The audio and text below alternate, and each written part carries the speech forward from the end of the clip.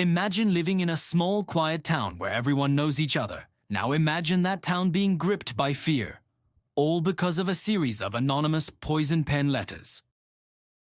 This isn't the plot of a horror movie. This is the true story of Circleville, Ohio, a community tormented for nearly 2 decades. It all started in 1976.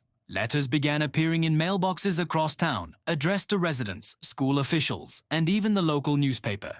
At first, they were filled with juicy gossip and personal secrets, things only a close neighbor or friend could possibly know.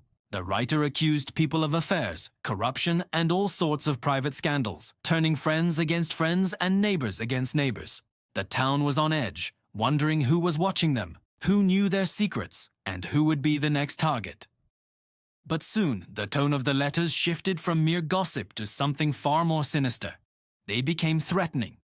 One of the main targets was a school bus driver named Mary Gillespie. The letters accused her of having an affair with the school superintendent. The harassment was relentless, not just for Mary, but for her husband, Ron, as well. They received letters daily, filled with vile accusations and explicit threats.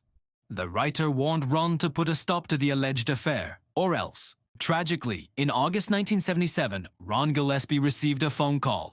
Immediately after, he grabbed his gun, got in his truck, and drove off in a rage. He was found dead shortly after, his truck having crashed into a tree. The authorities ruled it an accident, but a firearm was found discharged at the scene. Had he been trying to confront the letter writer? Was it an accident, or was something more nefarious at play? The mystery only deepened. Despite the tragedy, the letters didn't stop. In fact, they grew more aggressive. Mary Gillespie started seeing signs along her bus route, taunting her with the same hateful messages. One day, while trying to remove one of these signs, she discovered it was a booby trap. A string was attached to a box, which held a loaded gun, pointed right at her. Miraculously, the gun failed to fire properly, and Mary escaped unharmed. The police investigation into the booby trap led them to a suspect. Mary's own brother-in-law, Paul Freshour. A gun found at his home was identified as the weapon used in the trap. Paul was convicted of attempted murder and sent to prison, largely based on the testimony of a handwriting expert who claimed his writing matched the letters. Paul maintained his innocence throughout his entire sentence, swearing he was framed. Here's where the story takes its most chilling turn. Even with Paul Freshour behind bars, the letters continued. They were still postmarked from Columbus, just as before. Even the prison warden received a letter taunting him, claiming Paul was innocent. How was this possible? Was there a copycat?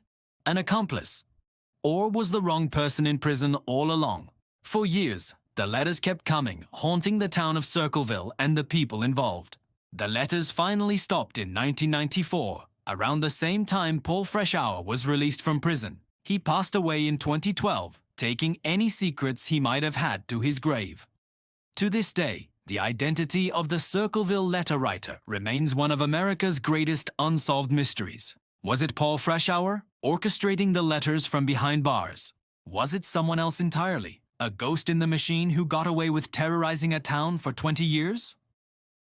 What dark secrets did that person know, and how did they know them? The questions linger, leaving a permanent shadow over the small town of Circleville. What do you think really happened?